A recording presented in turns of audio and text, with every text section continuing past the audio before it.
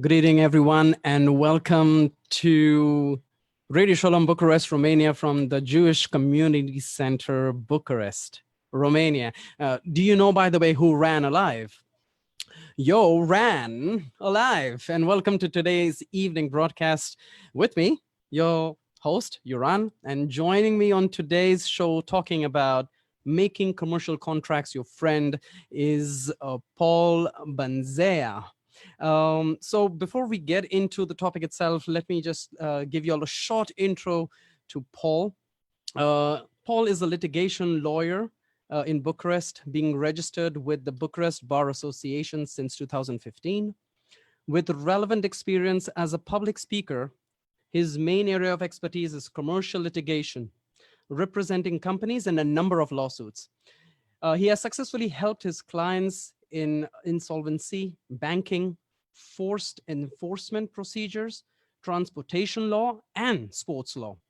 The law firm where he currently works, which I understand is Avram Law, does not only allow him to research and develop these areas of practice, but encourages it with a professional and passionate team. This is a fantastic time to have Paul on the show. Paul, such a nice intro to you. Welcome. Good evening. Thank you, Aaron, and thank you for giving me the opportunity to do this with you, even if the general conditions don't really encourage it. Yeah, well, I was just thinking it's much better to see your beautiful smile and your beautiful self rather than we covering it with a mask. So here we are, though at a little distance, a little far about, but yet so close with through virtual connection. Well, that's how we can actually do this. So, Paul, before we get into today's topic, do tell me a little bit about yourself. How did you end up becoming a litigation lawyer? Thank you. I guess it all starts in college, doesn't it? In university. That's when you ask yourself, what do you want to do with your professional life? I did feel a certain pleasure in arguing, a certain pleasure in debating and seeing and trying to get to the bottom of things, trying to get to the truth. Yeah. And by acting as such, step by step, I got closer and closer to the litigation scene. I had the opportunity to work as an intern and later on as a lawyer at multiple law firms, some of them big, some of them smaller. So I had the opportunity to make create a cohesive vision about how the lawyer scene in Bucharest works. Right. And the glove fitted. So here we are. And how has the practice treated you so far? How do you feel? How is it on a whole, on a wider angle, as I would say?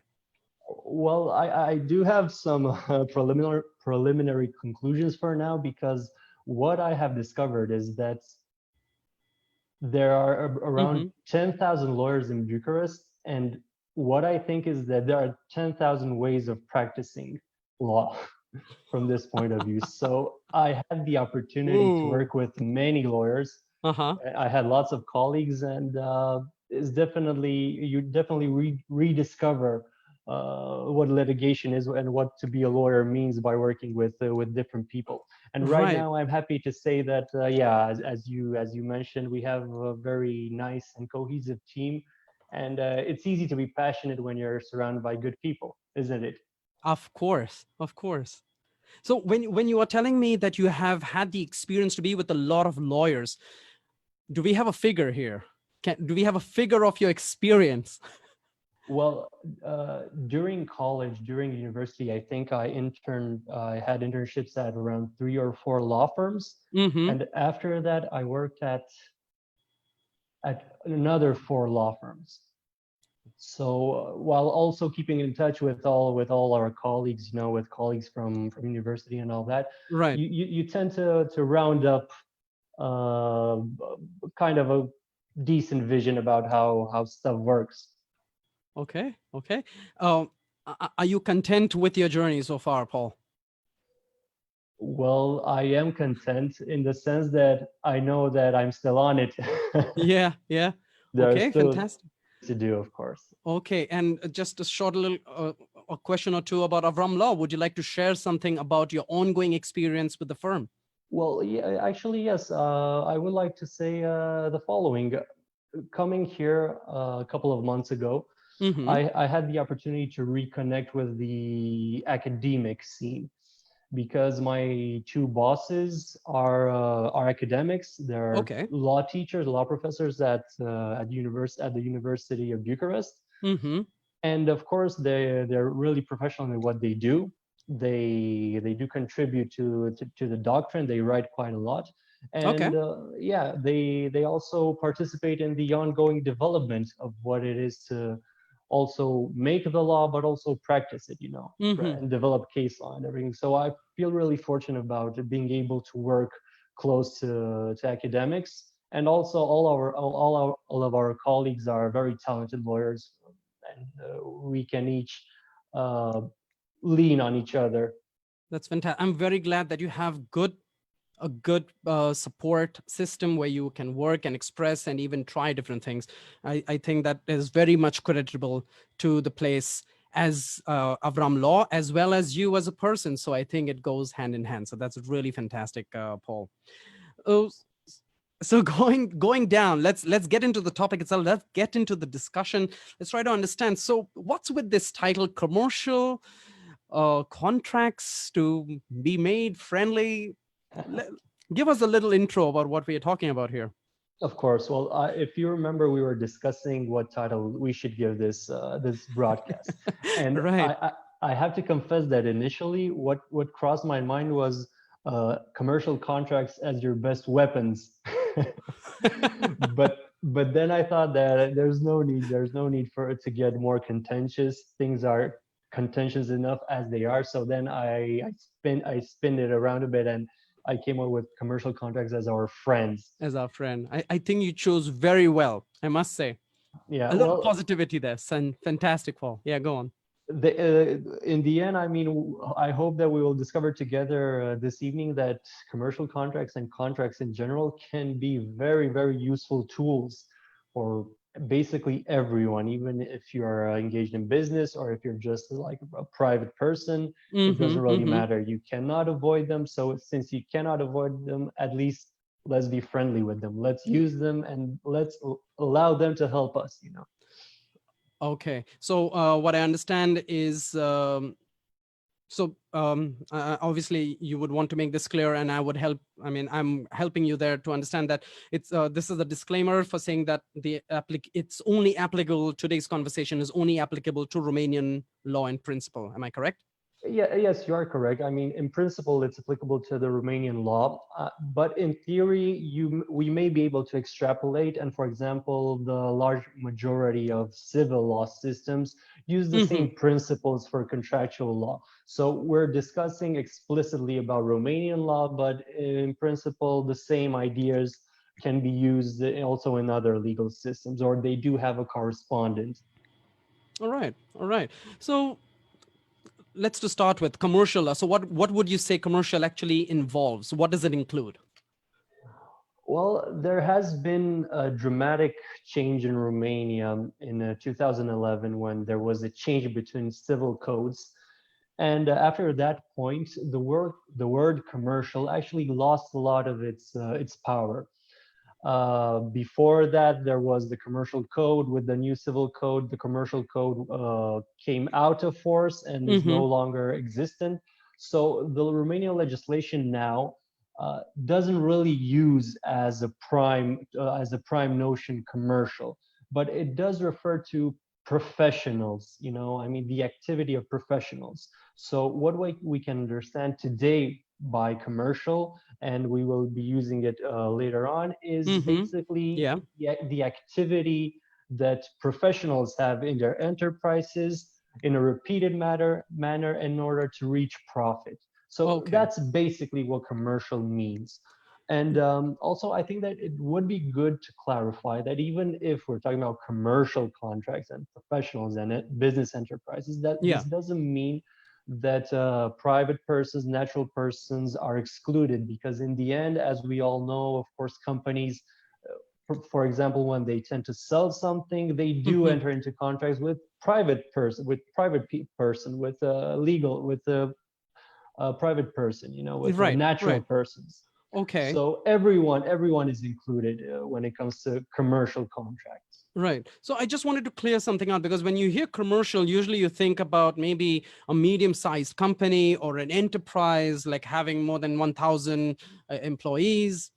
I don't know. So I just wanted to understand, does this only involve a bigger sector of like big enterprise, big companies, or can this also include like small PFAs or PFA companies, as you say, PFA in Romanian? So I just wanted to know if that is, it includes both, or it's just concentrating on the bigger Well, company. no, it really is all inclusive. As long Okay. as you have a business purpose and it's repetitive, Mm-hmm. odds are that you fall under the larger umbrella of commercial contracts. Okay. Okay. Yeah. Thank you, Paul. So I'm with Paul on live on broadcast from Radio Shalom. We are talking about how we can make commercial contracts our friends. People, if you'll have any kind of questions regarding today's topic, feel free to write into the broadcast on the live chat, so that I can take it up to Paul and question him, and see what answers we can get. Obviously, if Paul is not able to answer at the moment, he will definitely get back to you at a later time.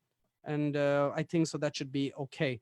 So Paul, getting a little deeper into this, how does the law on contracts work, or is it different from non-commercial contracts?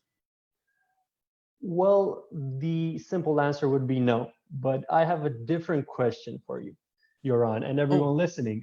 well, I'm not the lawyer. Should I hide Well, away? well, hear me out, hear me out, hear me out. So All right. this is the question. How Yeah. would you like to be a member of the parliament? A member of the parliament? Yes. But I'm Indian. I mean, I have an Israeli passport, but I'm not Romanian. Can I still be a member of parliament or for Romania? It's just if you would like to or not. That's all that's But important. wait, is there a salary? Well, Is there a perks? Are there perks? the perk is that you have the opportunity to be a legislator. So isn't that enough? I think that's fantastic, right? I mean, to see on my Facebook and LinkedIn profile, member of parliament, that'll be fantastic. Let's go ahead with that, Paul. Definitely, yes. Right. Well, the thing is that you actually are a member of a parliament, but you're the member of your own parliament, because Uh-huh. whereas the actual parliament pushes law and gets it into force, Right. that law is applicable to absolutely everyone. What you can do as a member of your own parliament is make your own law, make your own applicable law, and find someone that agrees with you, and then you will the two of you or more than two of you will be bound by the law that you made. Uh-huh. So basically, when you find someone and you agree that you want to engage in a certain project and you Right. both have rights and obligations which are codependent, then congratulations, you have just made your own piece of legislation which is applicable and binding to yourself and your friend or other party if they're not your friends. So basically, This is this is, well explained. I well, love thank you. I loved it. I love that. I was like, where is he going with this? And I was like, fantastic. Well said. Okay, I get you. So the law in Romania works like this. You have we have a civil law system, which means that the legislator actually tries to think beforehand of everything that can happen and then puts it into writing, into law. Mm-hmm. So what the Romanian legislator did was think about all the contracts that it could and then actually codify them in the civil code. And basically, this means that you are not only limited to those contracts, but those are the most, let's say, the highest probability of being used. Other than that, the legislator also made it available for everyone to have like a certain corpus of rules which are generally Uh-huh. applicable. So you have Okay. like the general applicable rules, which are basically applicable to every type of contract. And then every type of contract is regulated. And it Mm-hmm. comes with its own specific rules, which may deviate in some forms, but in other forms where it doesn't specify, it completes it complements with the general rules. You Okay. see? Right. So let me see if I got you correct, or maybe I'm spinning another question here with you, Paul. Which has more power? I mean, in the end, if there is a dispute or anything with the contract, like you said, I make my laws of my parliament with this other person for the contract. What holds more power? What, the rules that we made, or in the end, or is it the power of the state parliament or the country parliament of the country, as we would say? That's a great question. That's a great question. Well, the rules made by the parliament, sometimes they're mandatory, sometimes you can deviate from them. And when it comes to regulating the relationship between private entities, be it companies or natural persons, Right. the rules tend to be more permissive. I mean, the contracts which are proposed by well, let's say the parliament, by the legislation, they are recommendations, but you are free with your parliament. You are free to deviate from them, and what you will decide, that's what will become binding to you. Okay. So basically, in the end, if you are in a contract, and I'm repeating this for the others also, if you're in a contract, basically the rules in the end, what you have made, have a higher power in the end for binding that contract or to make it legit or make it stand out, right? As long as as long as it's not illegal and Of against course, yes. the like good faith and public Definitely. I'm safety. Yeah. hoping the viewers do understand that. I mean, I not understanding much of this topic, but I say everybody knows something that you can learn from, something new. So here I am on this broadcast with you, learning about about commercial litigation and laws. About your Uh, career. Fantastic. Okay, so you're talking about the types of contracts. Do we know how many types of contracts are there?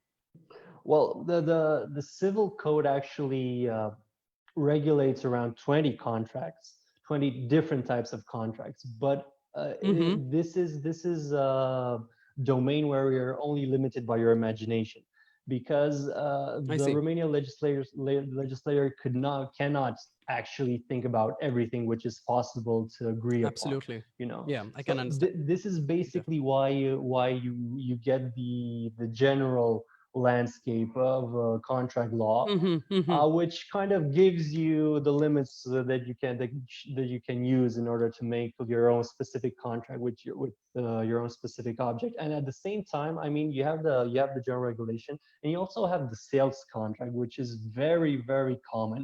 And the sales contract is referred to in other types of contracts as being, like a support. I mean, they say in this respective, go and see the rules from the sales contract because they become applicable. Okay. Yeah. Okay.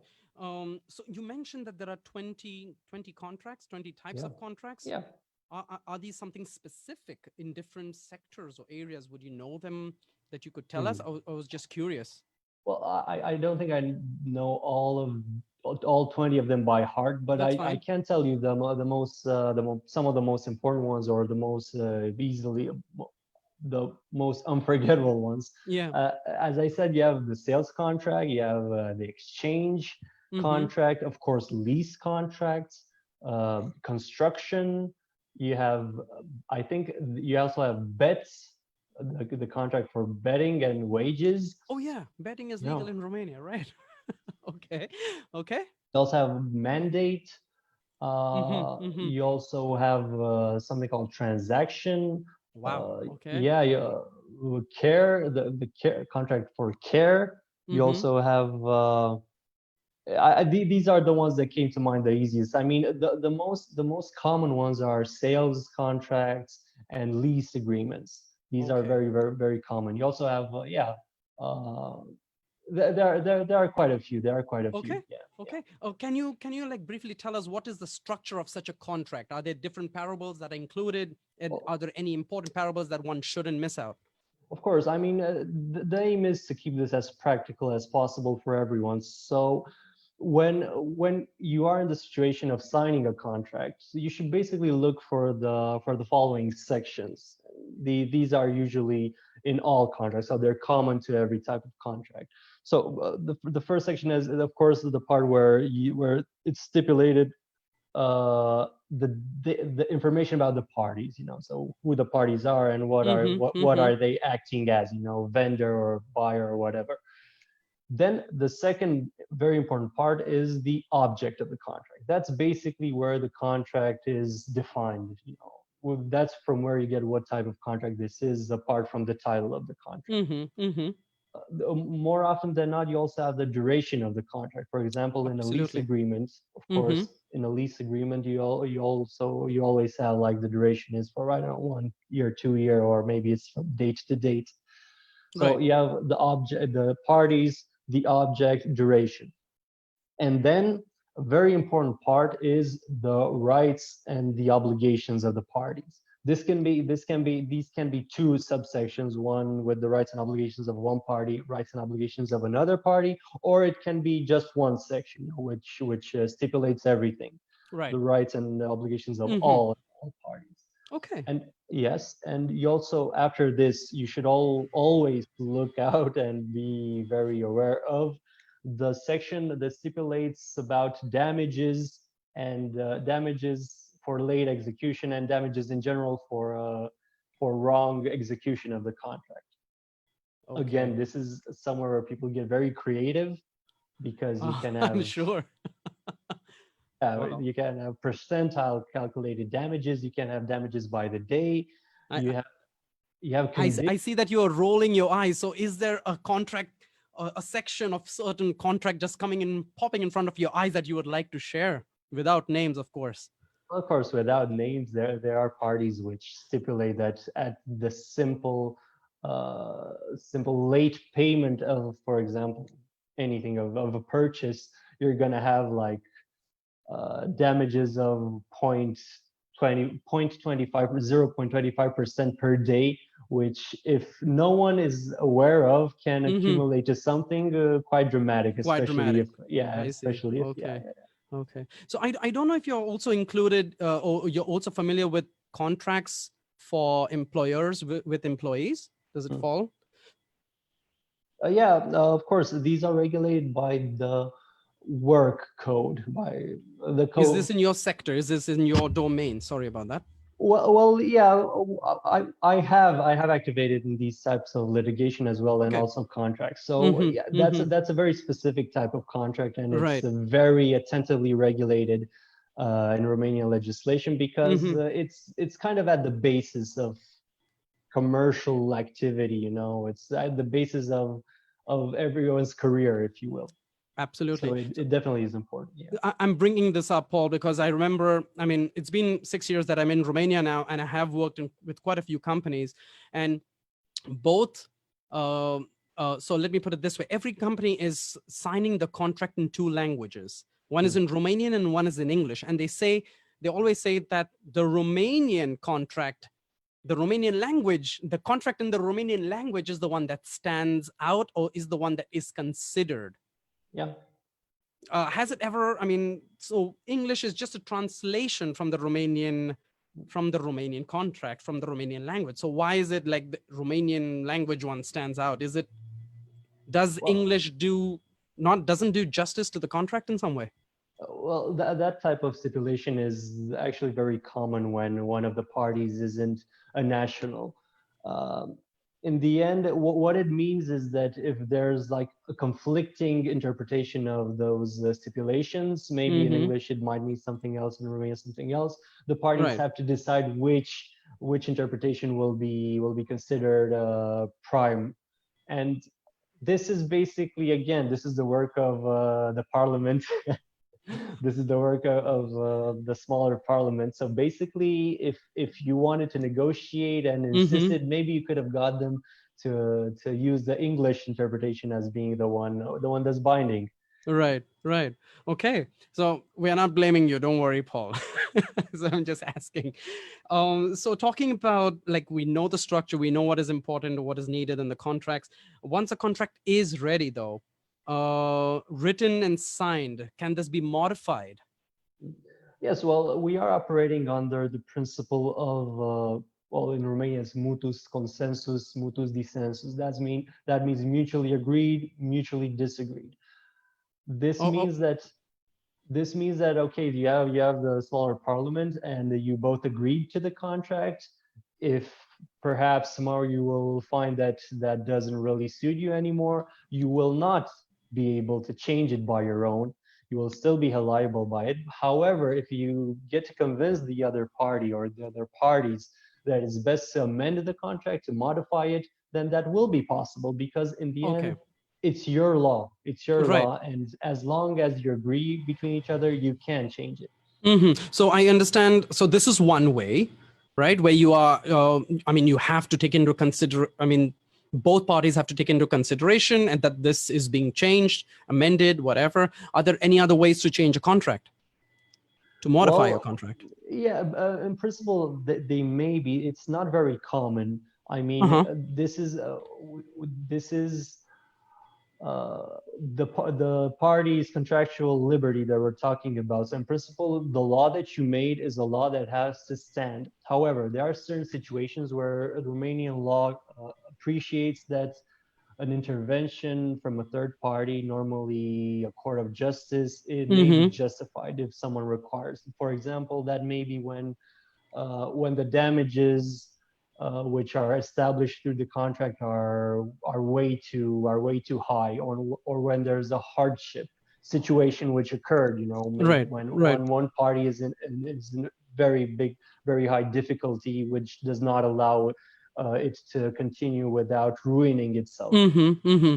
There are some situations, but the general rule is that the law, the contract that you signed has to be respected.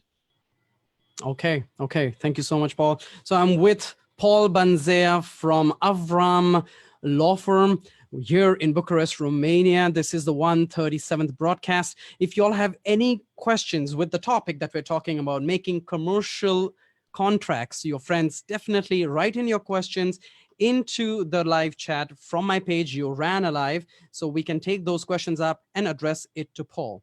So Paul, currently I'm not seeing any questions coming in. So let's talk about protecting the contract or protecting yourself and the business. Yeah, of course. Well, the best way to do that, first of all, is to know what you signed. I mean, Yeah, yeah. so very So, important. maybe it would be useful to think about how on earth do you get stuck in a contract? Yeah, yeah. The reason I'm laughing, I'm sorry, I'm stopping you in between here. The reason I'm laughing is, like, you remember, with every application, with every kind of software, any website that you are basically registering yourself, you're agreeing to terms and conditions, right? Now, how many of us actually read? And if you do, if you do read those terms, how many of you actually understand? Of I course, don't. I of don't. course. But this is a very, very, very good point. Well, there's a lot going by past us, and where we're not really aware. Basically, every time you go and agree anything with everyone, that's basically a contract. For Mm-hmm. example, if you Well go said. and Yeah. buy a loaf of bread, what you do is you get your money out, and then you pay, and then you take the bread. But trust me, that is a sales agreement. That is a sales contract, and it Yep. does have Yep. rights and obligations for everyone. It is instant, and it is executed instantly. But that is a contract. That is the fundamental contract from our society. And I get you. everything you agree to, that's a contract. Because, for example, in Romania, and this is the same in many civil law Mm-hmm. jurisdictions, Yeah. a contract is concluded by consensus. And this means that no other formality is necessary Mm-hmm. except the agreement of the parties. Just the agreement of the parties enough to conclude a contract. Now, you do think about, okay, so we have a contract, but if you won't go by it, I'm gonna want to make a claim against you, and then I'm gonna have to prove it. So Yeah. basically, even if we have this principle of consensus, which allows for the contract to be formed, Mm-hmm. the parties are always interested in having as much detailed documentation from which one can determine that a contract was in fact concluded. So if you want to have a good contractual position, a good contractual standing. Yeah, For starters, make sure you have it all in writing, everything in writing. absolutely. I Mm-hmm. mean, even if you have emails where you discuss pricing or the object or the rights and obligations of the parties, keep that. Don't delete them. Maybe ideally you're gonna have uh, 4 sheets of paper with Mm-hmm. contract at the center. Where you're gonna have the object. You're gonna have all those sections that we talked about. And the thing is, the more detailed the contract is, the more clear it will be. And from the perspective of a lawyer, a clear contract does tend to help, because there are many times where people find out that they actually entered a contract and then they get into some sort of trouble. They don't want to execute that contract, and then they come to the lawyer and they say, Right. "Okay, can you help me out?" And Mm-hmm. we do our best, of course, using all the rules that we know. But in the end, it's best if you actually made that contract with a lawyer, because he's going to be able lawyers are trained to be very pessimistic, and look for dangers everywhere, and so Yeah, he's this going is to what you be were able. saying. They're not very supportive, right? I mean, I understood they're not very supportive at encouraging these deals. No, well, actually, there has been a situation where I was discussing with a lawyer from Germany, Okay, I and hope I didn't step on a landmine or something by saying that. don't worry, don't worry.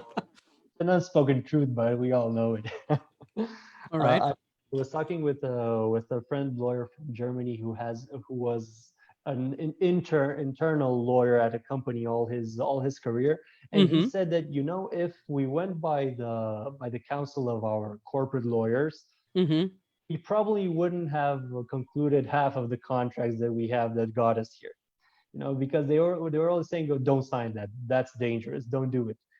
Wow. So in the end, lawyers are trained to look for dangers, but we have to have a little faith amongst each other.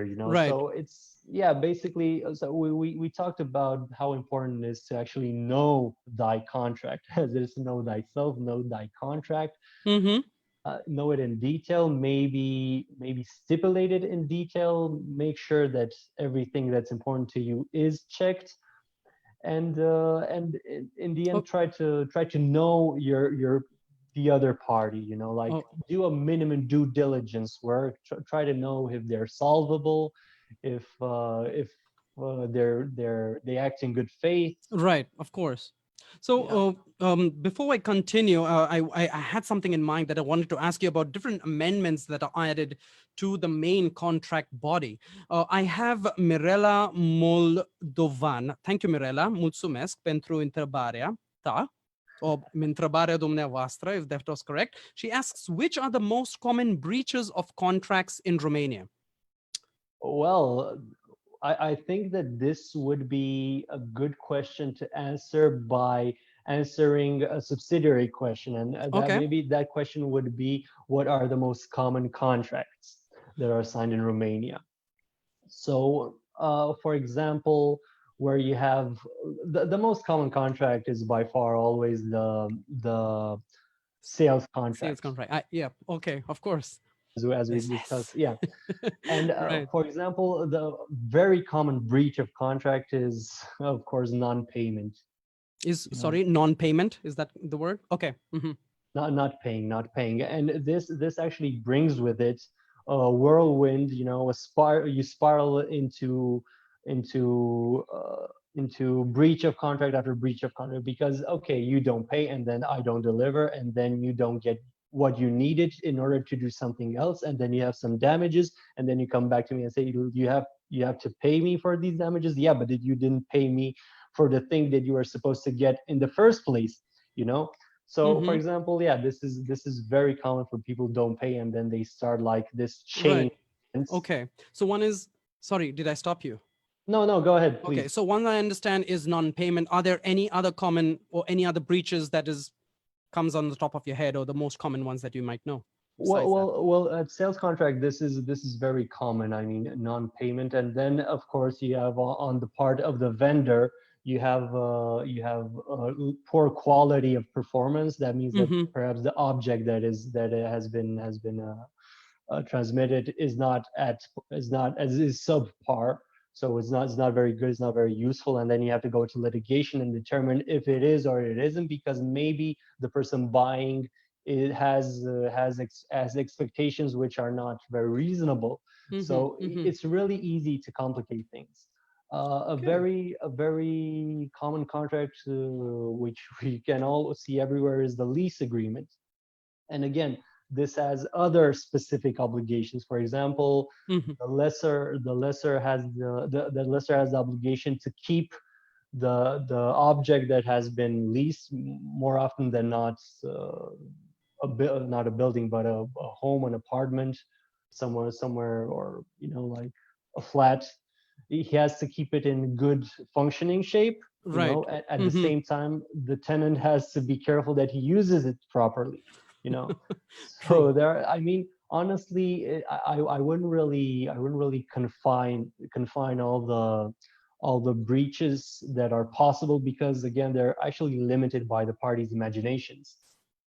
The party's imagination. Right, possibly. Yeah, true. Okay, so thank you so much, Paul, for that. Mirela, vă mulțumesc once again pentru întrebarea dumneavoastră. Thank you for asking the question. If there is another question, or if this question was not answered as per your liking, please reframe your question once again for us and write it to Paul right again here on the broadcast itself. Or you can always reach out to Paul. He's tagged on the broadcast. You could reach out to him directly. So Paul, coming back to my question, which I think is also in a way kind of connected to breaching of contracts, and I wanted to understand this.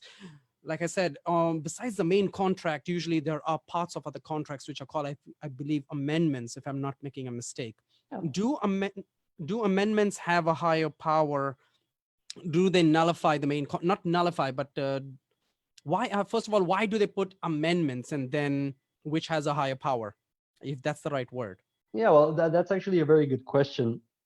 We operate under the rule that the most recent agreement is the one that should be respected. So basically you amended your contract, and you decided that you want to change the terms of the contract, and you have a new version of the contract, and you have a new rule in the contract. And if that new rule is conflicting with one in the first form of the contract, of course the new rule will be applicable, because it is what the parties want and consent to.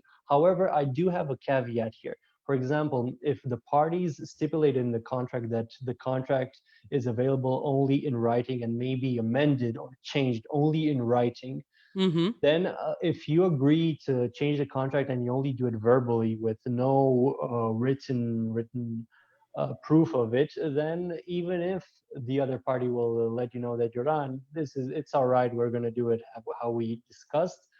Right. That may be, or if they want to trick you, they can always say, listen, my friend, doesn't work. It has to be in writing, or it doesn't exist. Okay. Thanks, Paul, for that.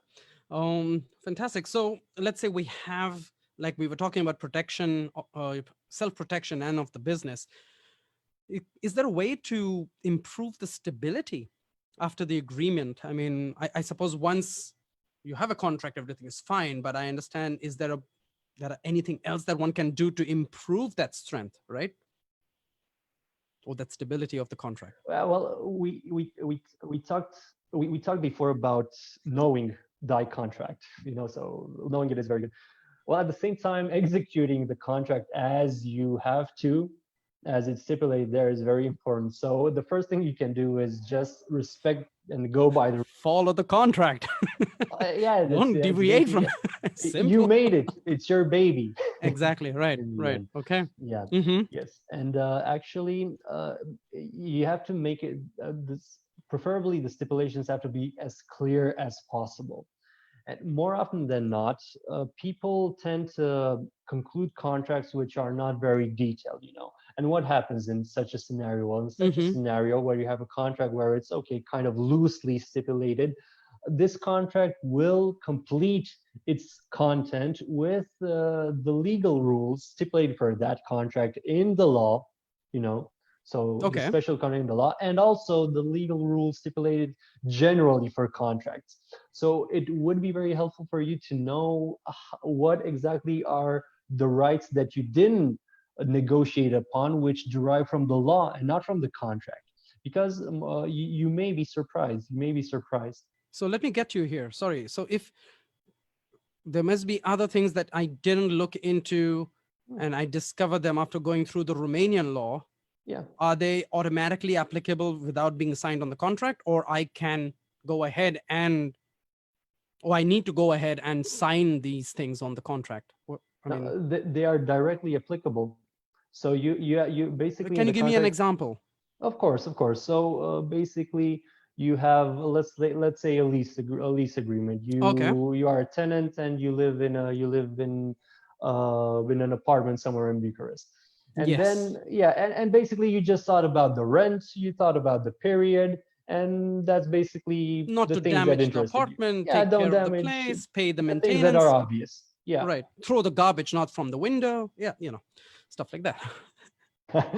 Okay. The thing is, the parties have the right to terminate an agreement if gross if the contract is grossly disrespected. Of If you course. don't. Yes. So yeah, Okay. okay, we're gonna terminate. The law allows for this. However, in such a scenario where you're actually living in that place, the tenant will not be able to get rid of you so easily, because the law actually gives you the right to stay there for I think I would like to check that, but I think it's 3 months after the moment that Yep. the contract is Yep.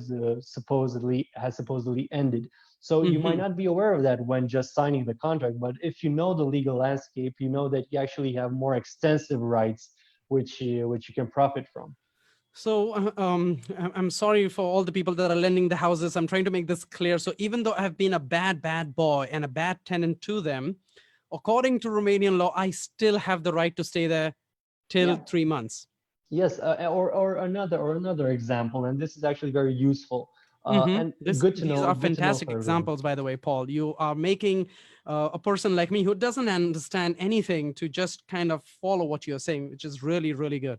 All right, I'm very glad about that. So you'll be stoked about this next example. Let's say Yep. that we have again the example of a lease agreement. Okay. Okay, so you have a lease agreement for your apartment, and this time you're the owner. If you take that contract and you register it with the fiscal authorities, Mm-hmm. then this most normally this isn't stipulated in the contract, but if you register it with the fiscal authorities, you will have the right to directly enforce that contract. That means that you will not have to go in court and actually tell a judge to see that you are being owed money if the tenant doesn't pay you, but you will be Mm-hmm. able directly to go after his money by forced enforcement. Wow. Okay. Yeah. Okay. So for this, I suppose you need to pay the taxes for the apartment that you're renting on or the space that you're renting on, right? Yeah. Okay. Yes, of course. Okay. So there Well, is an that's always good. but I love the fact that we took one side, which is the tenant, and the other side who is renting the place out. So this was very nice examples, very dynamic kind of a kind of a conversation that I'm having with you, and I'm hoping people out there are listening in. And please, if you'll have any questions for Paul, write it on the broadcast chat, and we'll take it up immediately. Oh, so um, there was a point that I wanted to ask about proving a contract. Do I need to do anything else if someone says you don't live here and I say, hey, I have a contract? Doesn't that prove that I live here? Do I need anything else besides that? Well, congratulations for having the contract, first of all, because there are many times where people don't actually insist on getting the written document. Ah, Yeah, okay. for Mm-hmm. I have had a client, and if since you mentioned it in a work agreement, Right. in a work contract, Uh-huh. Uh-huh. where he was told that, all right, this is the contract. They sent him a draft. Can you sign it and send it back to us? And he Mm-hmm. did, and he never received it back. And then he got into a lot of trouble because he didn't actually have a contract which was signed by both parties. So the first very important thing that we have to keep in mind is that always ask for a signed copy of the contract so you can actually be able to prove it. At the moment that you sign, of course, right?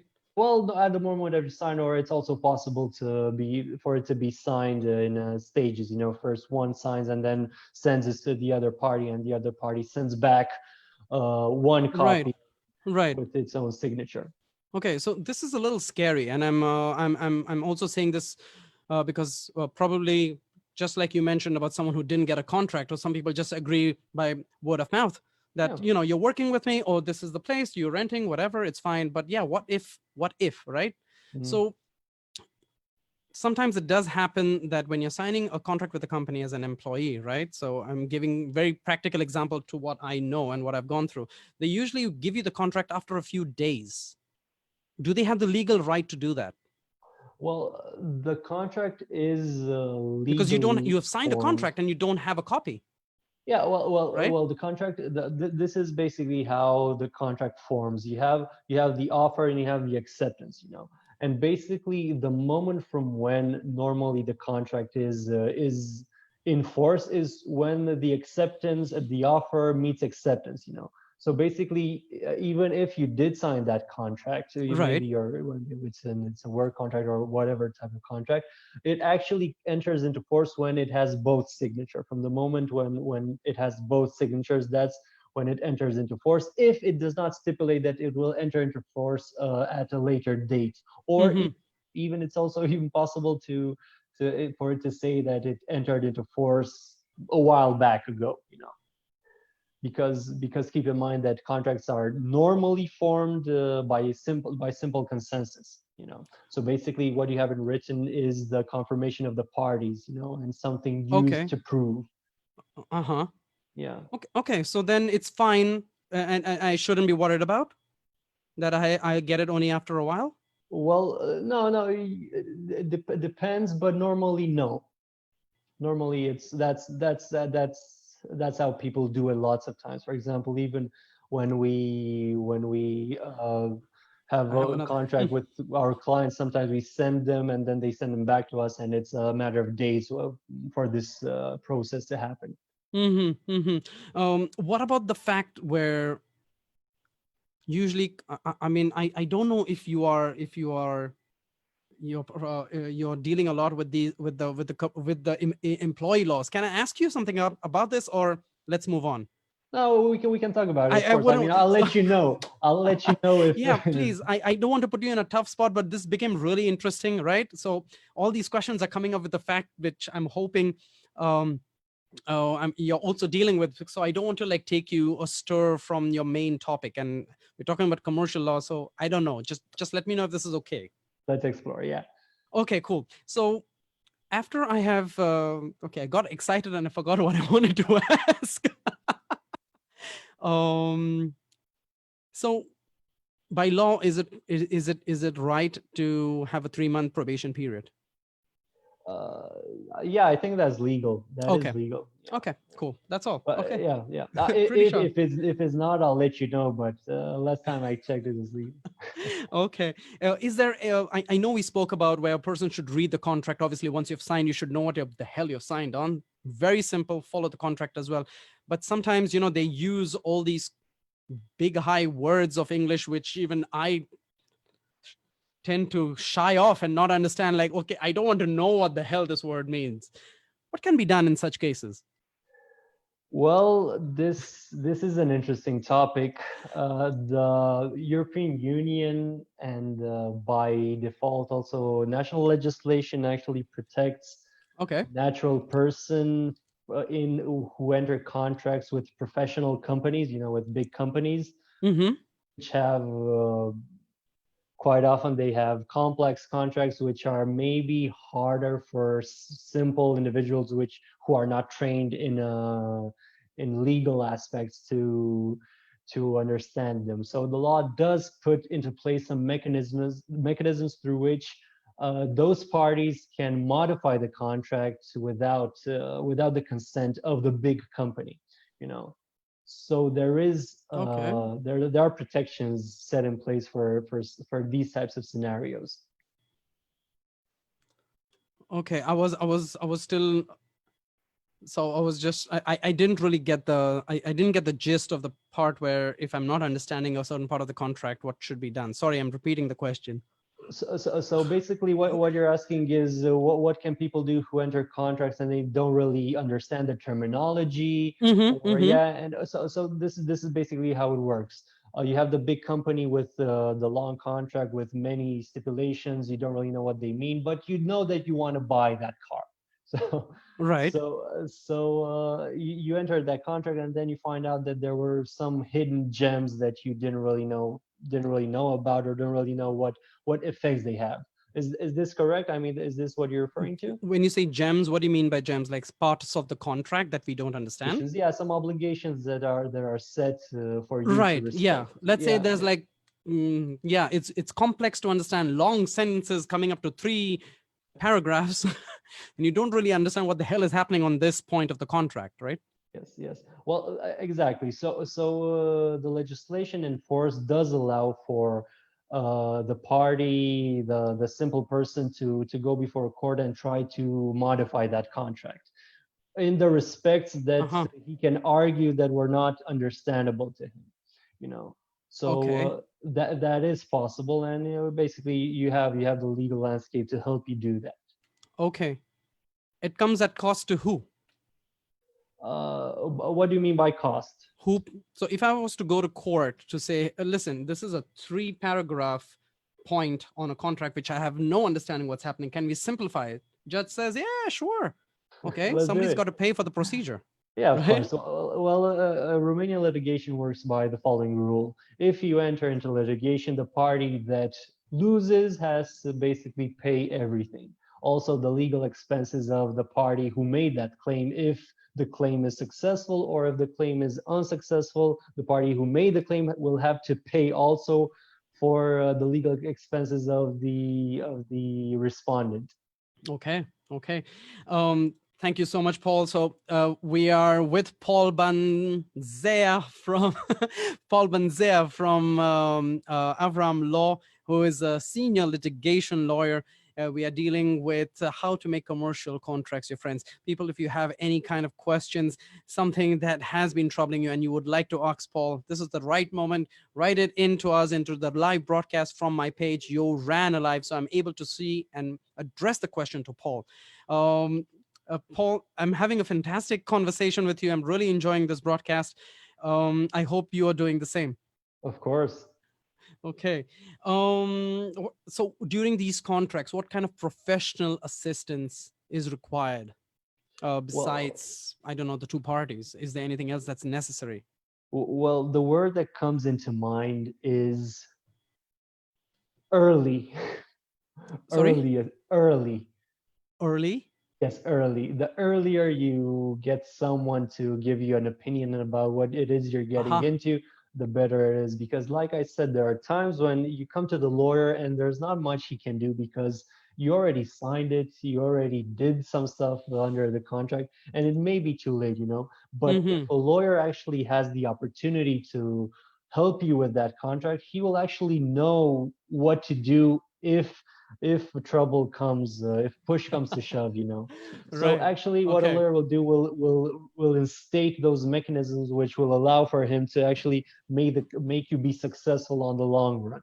So Mm-hmm. this is Mm-hmm. this is basically it may be a bit more expensive, to like contract some legal services in order to evaluate a contract. But on the long run, considering that if the contract is maybe is of high stakes, in on the long run, it will be actually successful for you, especially if you consider that if you go to court and you actually win, the other Mm-hmm. party will actually pay for your expenses. Well, not Mm-hmm. for the expenses for the consultancy on the contract, but in making the contract stand. That's what they're gonna pay. Oh, okay, okay. So I also understand that in most contracts, when you're having these contracts, people are taking guarantors into consideration, seeing that the person who is taking a certain service is able to pay for those services. If not, a guarantor is necessary here. Is there a way also for the other side to do the same? To take guarantor, or it just works one way? The one that is paying needs to have a guarantor. Like I said, basically, as long as it goes by the norms of public security, and good faith, and as long as it's licit, you are only bound by your imagination. So, of Mm-hmm. course, guarantees may be instated for either party, for all the parties if there are more than two. It really depends on the specificity of the object of the contract. So, for example, there are some specific guarantees which can be used in a sales agreement. You have other types of guarantees which are more specific in a lease contracts. You have other types of guarantees which are more Mm-hmm. specific. Mm-hmm. So it's a case by case analysis. Okay, okay. Which are the important rights while forming a contract? Is this a properly framed question, by the way? Just let me know. Definitely, definitely. Well, we have talked a bit about sales contracts and lease contracts, Mm-hmm. and basically the object of the contract gives the actual rights which are specific, but a type of rights that you can find in most, if not all, types of contracts are the ones stipulated at one of the final sections of the contract, which is normally termination of the contract. Okay. So basically, the contract ends. There are multiple ways in which a contract ends. Basically, you have the situation when one party doesn't perform, and then you can avoid the contract. Okay. The law gives you that right, as we discussed before, and also with damages. That's the contract doesn't work. We have Mm-hmm. to get out of it.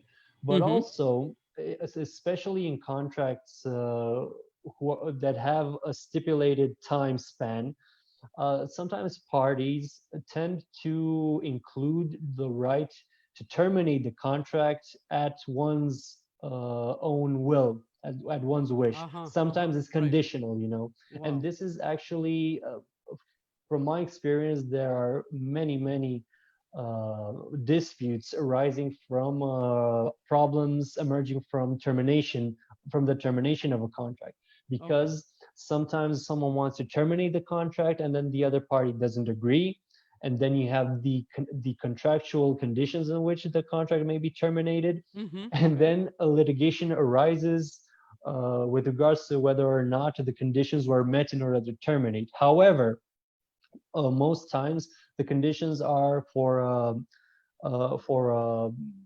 a notification with a certain time span before the contract actually ends. So, for example, you have 90 days to Uh-huh. notify that the Uh-huh. contract will end. This is Okay. Okay.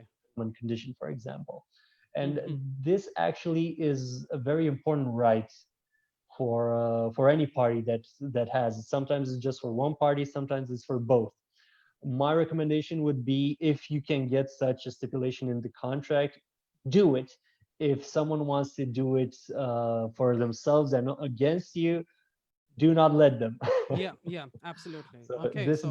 basically makes you a god, turns you into a god. You have you Yeah. have the you have the faith of the contract at the tip of your hands, of your Mm-hmm. fingers. Mm-hmm. So once again, as Paul mentions, read the contract. See that there is just as much for him as much as he has put for you, forth for you. So read that contract. So Paul, we are 2 minutes to the hour. Do you have time, or can we continue? Or Of course, with pleasure. okay, okay, fantastic. So let's move in a little into the litigation part, right? What would the Romanian law state as the litigation clause? Is there anything specific? Well, Romanian law establishes rules that can be used if you get into a litigation situation in a contract. However, Mm-hmm. the parties also have the liberty to establish this aspect within the contract. You have very often you can find the litigation clause. Now, when it comes to litigation, there are basically three types of ways to solve a dispute. You have the normal way, which is going to the courts, to the Right. courts of Mm-hmm. Mm-hmm. the judicial system, and you Right. also have alternative methods of dispute resolution. And this is where we talk about arbitrage, and we also talk about mediation. So Okay. Can you basically, explain each of them? Sorry if I'm stopped your flow. Don't worry, don't worry. So you basically have the court system, which is the one available to everyone. Right. It's cheaper. It's a bit slower. It can be a bit slower. It also can be fast, where it's simple, but Depends on the country. Yeah, but true. it can be slow. It can be Yeah, rather slow, yeah, especially you have your pandemic going around. absolutely. At the moment, everything is almost at the standstill, we would say. But yeah, depending also which country you're in. But yeah, you make a good point there. Yeah, and these types of litigation go by the rules. You know, there are rules, procedural rules. You have the Mm-hmm, rules mm-hmm. and all that. And when it comes to arbitration, it's normally much more expensive, but it's much more faster. Okay. It Give us an depends. insight into that. What is arbitration? Well, arbitration basically means that this we're talking about a parallel court, which is Mm-hmm. not where the judges are not judges from the judicial system, but they are arbitrators named by the parties. I mean, the parties consent that they want some professionals in a certain domain to Uh-huh. judge Uh-huh. that litigation, that dispute, and the rules are more permissive. You know, the formalities are not as important as they are before the court system. Okay. It's much more faster, and normally the arbitrators are very equipped to deal with the type of problems that you bring them. You know, Mm-hmm. so basically Okay. these are, so if basically you are two companies, and it really kind of depends on what type of contract and what kind of object you have there. Because if it's something really expensive, you know, with high stakes, Right. arbitration may be the way to go. If it's something which is the stakes are not very high but it's still important, you may want to go to the court system. So there's Mm-hmm. there's no best solution, you know. Right. I understood that there was a third way out as well. That's mediation. That's preferred. That's always preferable. That's when the parties finally are able to reach an agreement. Okay. And Okay. Without going to court, basically, is what I understand. yeah, you go to a Or could be mediator. going to court as well. Yeah, in the end, if the mediation fails, the court. Ah, okay. Okay. So mediation is when you both are kind of working it out together with no other involvement, no other bodily involvement, right? I mean, did I get this Well, correct? no. Actually, you are helped by a mediator, a specialized mediator. Okay. Okay. But but not necessarily you're in court for that, or you No, don't need to. that's it. You don't go in court for that. Basically, you Okay. just meet. Okay. You just meet and discuss. Okay. Okay.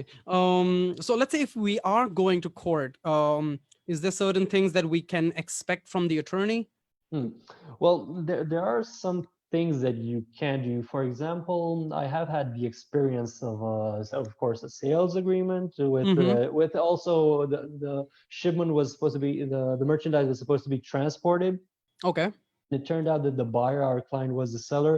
The buyer didn't agree with the quality of the goods. At Mm-hmm. the same time, he didn't return them. He just said that he doesn't want to pay because they're subpar. And for example, in that situation, and this is actually repeatable in many types of situation, we actually were able to put some pressure on the buyer with some interim measures. You know, for example, you can establish a sequester something or freeze their assets in order to ensure that when you win the litigation, you will actually have something to enforce that decision if you are successful, you know. So that basically, for on the one hand, you ensure that you have something to go to when you win. On the other hand, it does kind of force his hand to actually come clean, you know. And actually, in that situation, the buyer came forward and said, "Listen, maybe do you want us to finalize Mm-hmm. an agreement?" Mm-hmm. So Okay. there are these types of measures that you can take, but depends. It really depends. Yeah, you have to talk with Right. specialized persons. Okay. What is the how you say, what is the culture here in Romania? Are you paying the lawyer, the attorney monthly, or is it a part of the deal that you win? How does it work? Well, the thing is that your relationship with your lawyer is also a contract, you know. Okay, a So new again, contract, right? of course, we're looking at the Okay. parliament. We're Right. looking at the parliament, and what the parliament agrees, that's basically it's again bound by imagination. You Mm-hmm. you have some limits, you know. For example, you cannot establish a fee solely based on the percentage from what you win. That's banned by Romanian law. But you can think it in many ways. Yeah, you can think it on hourly basis. You can think it as a total amount. It really depends. It really depends. There's no rule here. Okay. Okay, fantastic. I believe we have covered everything. Yeah, Oh, is it? I probably. mean, I was just trying to understand, because if let's say if we are talking about litigation and I'm trying to see the notes that we had made and it's unavoidable, so is there something? So when you talk about litigation, which is unavoidable, it doesn't matter where you're going, whether to court or there's a mediator, or which was the third one? Arbitration. Huh? What? Arbitration. Yes, arbitration. So, Yeah. so is there anything that you would like to say about that? Well, I think as a closing idea, I would just like to clarify that going through to the court system is not necessarily always time consuming. For example, when you have more simple contracts where the parties' obligations are very clear, Right. there are procedures which are more light, more swift, which allow you for reaching a decision in a matter of months. So, for example, if you basically have a contract, it doesn't. There are situations where the contract isn't even in writing. You just send that invoice. You just have the invoice where it is signed, and you send the goods, and then the court, seeing that there is an invoice and it's just a simple situation where something was sold and the price wasn't paid, it can deem it as admissible to go in this swift procedure of payment ordinance, and actually be able to offer you a solution relatively fast. So, I mean, we there are basically two messages that we can have. The first one would be, of course, just be responsible and try to know as in detail as you can what you're getting into. Okay. And the second one is, feel free to explore every right that you have. Feel free to explore every avenue that you can in order to make your intention that was initially when you signed the contract to be respected when the contract is actually executed. So Okay, yeah. fantastic. Paul, this was a very, very nice discussion. Any other points that you would like to make regarding commercial contracts? Oh, I think you've covered it out. You've covered it all. The thing is that we can talk about on this topic for days. I mean, just I see the passion in you to just tell more. yeah, I would just say the following thing. We learned in law school that the basis of society, that the cell of society is the family. You know, so I would like to take that and spin it around and just say that the basis of the commercial life of a state is the contract. So go by the law as it's presented by the parliament, but also keep in mind that you are able to make your own law, and it is as enforceable as any other law. So Okay, contracts are important. that's fantastic. Wise words from Paul Banzea with today's broadcast, brought to you from your Ran Alive, my own page. I'm sponsoring it. I'm just kidding. But this was a great conversation. Paul, I had a fantastic time with you on the broadcast. I also would like to extend thanks to Avram Law for letting you come on the show and let them see the wonderful person that you are in, how would I say, in person, as in emotionally as well as professionally. And it was a fantastic talk. I'm really hoping that we can do another conversation on another topic at a later date, Of course, whenever it you would be was. willing to do that. So guys, this was Paul Banzea talking to me about commercial contracts and how to make friends with them. Now, if you have any kind of questions, please do continue to write in through the broadcast chat. You also have Paul Banzea tagged on the broadcast. You can reach out to him directly. Look through the event, as you can see his LinkedIn profile, as well as a website link to Avram Law as well. So, Paul, on that note, I would like to say thank you so much for wanting to do this broadcast with me, and had a fantastic time. You have surely made, besides me, the people listening in more knowledgeable about commercial contracts. And I'm hoping to have you once again very soon. Thank you very much, Iran. Have a great evening, everybody, and be in good health. That's fantastic. Keep that beautiful smile, and my regards to everyone. I would like to thank Adi and Sophia from JCC Bucharest for letting me do the show from Radio Shalom Romania. Till then, bună seara, good evening, erev tov, and we'll see each other very soon. Take care. Ciao. Bye, Paul.